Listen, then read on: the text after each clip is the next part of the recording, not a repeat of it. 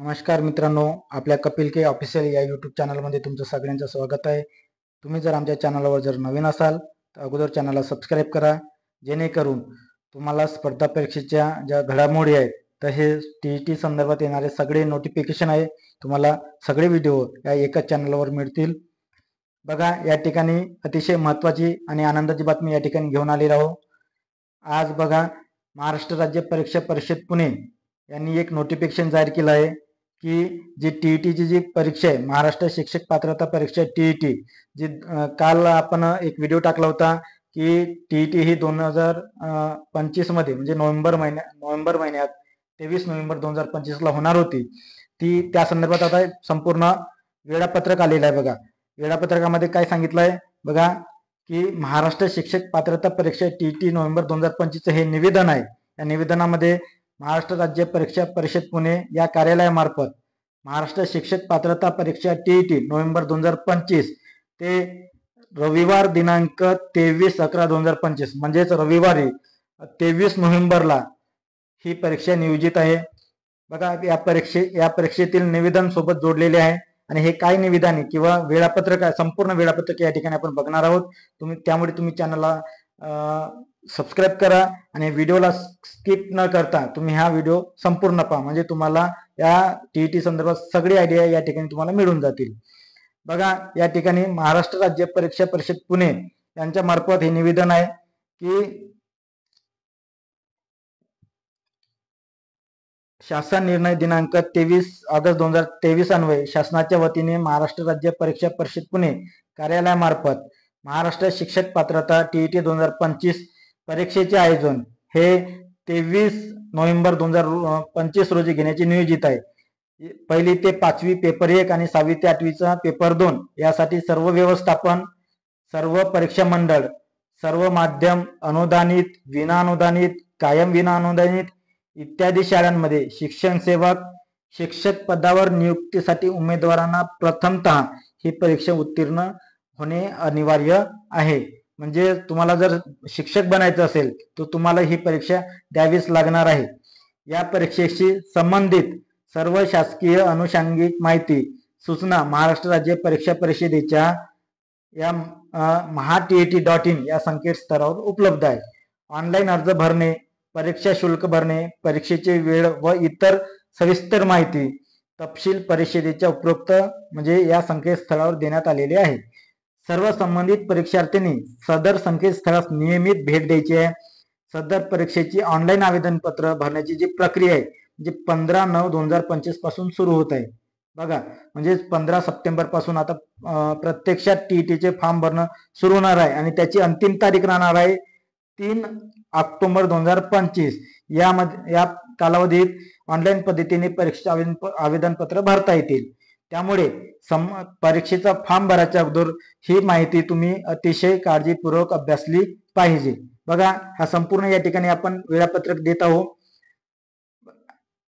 या ठिकाणी बघा, कार्यवाहीचा जो टप्पा आहे म्हणजे ऑनलाईन आवेदन पत्र आणि परीक्षा शुल्क भरण्याचा कालावधी म्हणजे अर्ज करण्याचा आणि त्याचे अर्जाची फी भरण्याचा जो कालावधी आहे 15/9/2025 म्हणजे 15 सप्टेंबर पासून तर 3 ऑक्टोबर पर्यंत तुम्हाला फॉर्म भरता येणार आहे आणि त्याच कालावधीत तुम्हाला परीक्षा शुल्क सुद्धा भरायचे आहे.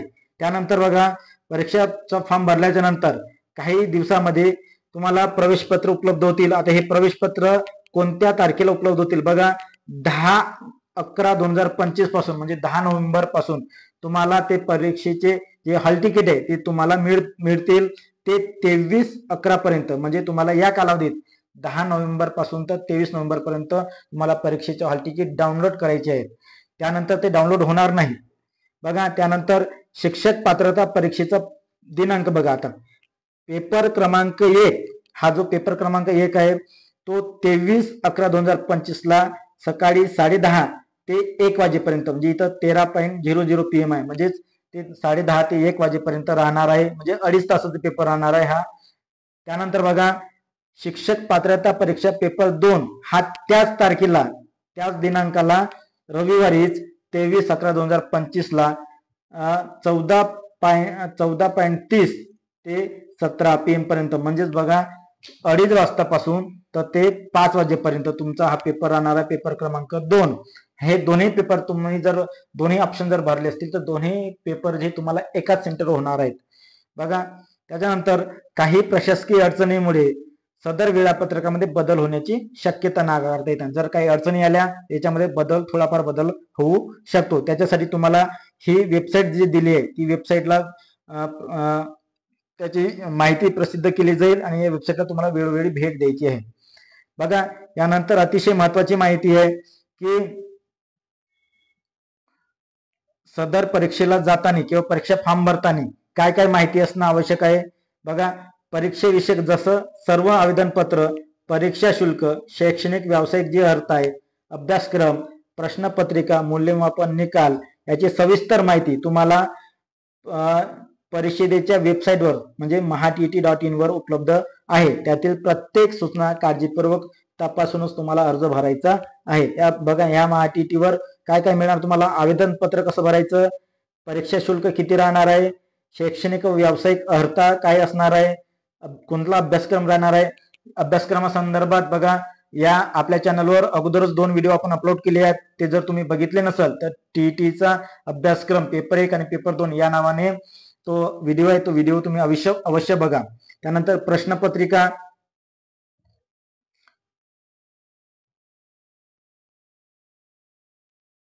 बघा, त्यानंतर प्रश्नपत्रिका सोबत मूल्यमापन आणि निकाल. मूल्यमापन आणि निकाल सुद्धा तुम्हाला याच वेबसाईटवर पाहायला मिळतील. यातील प्रत्येक सूचना तुम्ही काळजीपूर्वक तपासूनच अर्ज भरायचा आहे. अर्ज भरताना परीक्षार्थींनी 10वी ते 12वी शैक्षणिक व्यावसायिक अर्हता, बघा या ठिकाणी 10वी आणि 12वीचे व्यावसायिक अर्हता, दिव्यांगत्व, राखीव प्रवर्गाचे असल्यास इत्यादी बाबतची मूळ प्रमाणपत्रावरून भरायचे. बघा, तुम्हाला 10वीचं प्रमाणपत्र लागेल, त्याच्यानंतर 12वीचं सुद्धा लागेल म्हणजे मार्कशीट आणि प्रमाणपत्र. त्याच्यानंतर तुम्ही दिव्यांग असाल तर दिव्यांगाचं प्रमाणपत्र राहील. राखीव प्रवर्गाचे असल्यास तुम्ही तुमची कास्ट सर्टिफिकेट त्याच्यावरून माहिती भरायची आहे. सोबत स्कॅन केलेला नवीन रंगीत फोटो, सोबत स्कॅन केलेली स्वाक्षरी आणि स्वयं घोषणापत्र, स्वतःचे ओळखपत्रामध्ये तुमचं आधार कार्ड राहणार आहे. हे सगळे आवेदन पत्रात अपलोड करायची असल्याने हे सगळे तुमचे जे डॉक्युमेंट्स आहेत ते तुम्हाला सोबत ठेवायचे आहेत. सदर परीक्षेत प्रविष्ट होऊ इच्छिणाऱ्या उमेदवारांनी महत्वाचं बघा, ईमेल आणि SMS सुविधा याद्वारे होऊ शकतं. म्हणजे परीक्षेला जर तुमच्याशी संपर्क साधायचा असेल तर तो ईमेलद्वारे किंवा SMS द्वारे साधता येणार आहे.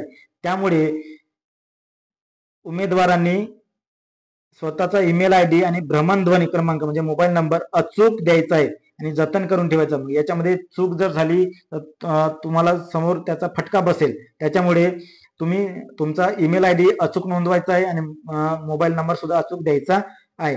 त्यानंतर पहा, पेपर 1 प्राथमिक स्तर आणि पेपर 2 हा उच्च प्राथमिक स्तर राहणार आहे. दोन्ही प्रश्नपत्रिकेसाठी प्रविष्ट होऊ इच्छिणाऱ्या उमेदवारांनी दोन्ही स्तरासाठी प्राथमिक स्तर व उच्च प्राथमिक स्तर असा विकल्प निवडावा. जर तुम्हाला दोन्ही पेपर जर द्यायचे असेल तर तुम्ही दोन्ही विकल्प निवडायचे आहेत, प्राथमिक स्तर आणि उच्च प्राथमिक स्तर. ज्यांना एकच पेपर द्यायचा त्यांनी फक्त एकच विकल्प द्या. ज्यांना फक्त दुसरा पेपर द्यायचा असेल त्यांनी फक्त दुसरा पेपरचा विकल्प निवडायचा आहे. आणि ज्यांना दोघांचाही म्हणजे दोन्ही पेपर द्यायचा असेल तर त्यांनी दोघांचेही विकल्प निवडायचा आहे. जेणेकरून परीक्षेची जी बैठक व्यवस्था आहे तुमची एकाच ठिकाणी होईल, म्हणजे दोन्ही पेपर तुम्हाला एकाच सेंटरवर देता येईल. त्याच्यासाठी प्रत्येक स्तरासाठी स्वतंत्र अर्ज भरण्याची आवश्यकता नाही. म्हणजे पेपर 1 साठी किंवा पेपर 2 साठी वेगवेगळे अर्ज भरायची आवश्यकता नाही. त्यानंतर बघा, सदर जाहिरातीनुसार उमेदवारांना केवळ ऑनलाईन अर्ज करता येईल. फक्त बघा, तुम्हाला ऑनलाईनच अर्ज करायचा आहे, ऑफलाईन अर्ज करता येणार नाही. तुम्ही जर परीक्षेला संपर्क साधून तुम्ही जर ऑफलाईन किंवा पोस्टाने जर अर्ज पाठवत असाल तर ते स्वीकारले जाणार नाहीत, याची गांभीर्याने नोंद घ्यायची. त्यानंतर परीक्षेचं शुल्क कसं भरायचं आहे बघा, ऑनलाईन किंवा banking, credit card, debit card याद्वारे तुम्हाला ते चालान शुल्क भरता येईल. परंतु बँकेमध्ये चलनाद्वारे ऑनलाईन शुल्क भरता येणार नाही. परीक्षा शुल्क भरणं यशस्वी झाल्यानंतर आवेदन पत्रातील माहिती अंतिम करण्यात येईल. बघा, एकदा का तुम्ही परीक्षा शुल्क भरलं तर तुमचं जो अर्जामध्ये भरलेली माहिती अंतिम करण्यात येईल, त्याच्यामध्ये कुठल्याही स्वरूपाची दुरुस्ती करता येणार नाही. म्हणून तुम्ही फॉर्म भरताना काळजीपूर्वक वाचून आणि व्यवस्थित पाहूनच ते भरायचे. त्याच्यामध्ये दुरुस्ती करता जाणार नाही किंवा दुरुस्तीसाठी निवेदन स्वीकारले जाणार नाही. त्यानंतर अर्ज स्वीकारण्याच्या अंतिम दिनांकापर्यंत परीक्षा शुल्क ऑनलाईन रित्या स्वीकारल्या जातील. म्हणजे अर्ज स्वीकारण्याचा अंतिम दिनांक काय 3 ऑक्टोबर आहे. म्हणजे 3 ऑक्टोबर पर्यंत तुम्हाला ते फॉर्म सुद्धा भरता येईल आणि तुमचं परीक्षा शुल्क सुद्धा भरता येईल. विविध पद्धतीने अर्ज सादर केल्यानंतर परीक्षा शुल्क भरल्याशिवाय सदर अर्ज विचारात घेतला जाणार नाही. म्हणजे तुम्ही जर फक्त फॉर्म भरले आणि परीक्षा शुल्क भरले नाही तर तुमचा अर्ज विचारात घेतला जाणार नाही. त्यानंतर बघा, ऑनलाईन आवेदनपत्रासोबत कोणत्याही कागदपत्रांच्या प्रती जोडण्याची आवश्यकता नाही. म्हणजे कुठलेही डॉक्युमेंट तुम्हाला अपलोड करायची आवश्यकता नाही. सदर आवेदनपत्र कागदपत्र गट शिक्षणाधिकारी यांच्याकडे जमा करायची आवश्यकता नाही. बघा, अगोदर जे 2013, 14, 15 मध्ये जे टीईटी झाली होती त्या टीईटीचं फॉर्म भरल्याच्या नंतर जे फॉर्मची प्रिंट आणि तुमचे जे सोबत डॉक्युमेंट्स असतील 10वी 12वीचे कास्ट वगैरे ते सगळे गट शिक्षणाधिकारी किंवा शिक्षणाधिकारी यांच्याकडे जाऊन व्हेरीफाय करायचे होते. परंतु आता मात्र ते व्हेरीफाय करायची आवश्यकता नाही. मूळ प्रमाणपत्राच्या पडताळणीस अधीन राहून उमेदवारांना परीक्षेस तात्पुरता प्रवेश दिला जाईल. बघा, जे तुमचे मूळ प्रमाणपत्र आहे त्यांच्या अधीन राहून ही परीक्षेला तात्पुरता प्रवेश दिला जाईल. निकाल घोषित केला जाईल. परीक्षेच्या निकालानंतर शैक्षणिक व व्यावसायिक कागदपत्राची पडताळणी प्रमाणपत्र वितरणाच्या वेळी करण्यात येईल. म्हणजे जेव्हा तुम्ही टीईटी झाल्याच्या नंतर निकाल लागल्याच्या नंतर तुम्ही जर पास झाले तर पास होण्यासाठी बघा, पेपर 1 ला तुम्हाला, जर तुम्ही कॅटेगरीचे असाल तर तुम्हाला पेपर 1 साठी राहणार आहे 82 मार्काची, जे 150 पैकी 82 मार्क लागणार आहेत. आणि पेपर 2 ला सुद्धा 150 पैकी 82 मार्क लागणार आहेत तुम्हाला, 82 किंवा 83. त्यानंतर बघा, तुम्ही जर कॅटेगरीचे म्हणजे ओपन मध्ये असाल तर तुम्हाला ओपन साठी 90 मार्क आहेत. म्हणजे 90 मार्काची पासिंग आहे. 150 पैकी 90 मार्क घ्यायचे आहेत दोन्ही पेपरला. म्हणजे पेपर 1 ला सुद्धा 90 मार्क लागतील आणि पेपर 2 ला सुद्धा 90 मार्क लागतील. त्यानंतर बघा, आणि तुम्ही पास झाल्याच्या नंतर जे प्रमाणपत्र वितरणाच्या वेळी तुमचे डॉक्युमेंट्स मात्र व्हेरीफाय केल्या जातील. जर ऑनलाईन आवेदनपत्रामध्ये भरलेल्या माहितीत आणि मूळ कागदपत्रामध्ये जर तफावत आढळून आली तर तुम्हाला पासिंगचं प्रमाणपत्र मिळणार नाही किंवा तुमची उमेदवारी रद्द करण्यात येईल. त्याच्यानंतर बघा, एक अतिशय महत्वाची माहिती आहे ही, एकापेक्षा जर जास्त आवेदनपत्र जर भरल्यास अंतिम भरलेलं आवेदनपत्र ग्राह्य धरण्यात येईल. जर तुम्ही 2 किंवा 2 पेक्षा जास्त जर फॉर्म भरले तर जे शेवटचा फॉर्म आहे तोच ग्राह्य धरण्यात येईल. आधी सादर केलेल्या आवेदनपत्राचे परीक्षा शुल्क भरले म्हणजे परत केले जाणार नाही. जर तुम्ही अगोदर फॉर्म भरले असेल आणि त्याचं चालान म्हणजे परीक्षा शुल्क भरले असेल तर ते परीक्षा शुल्क तुम्हाला वापस केल्या जाणार नाही.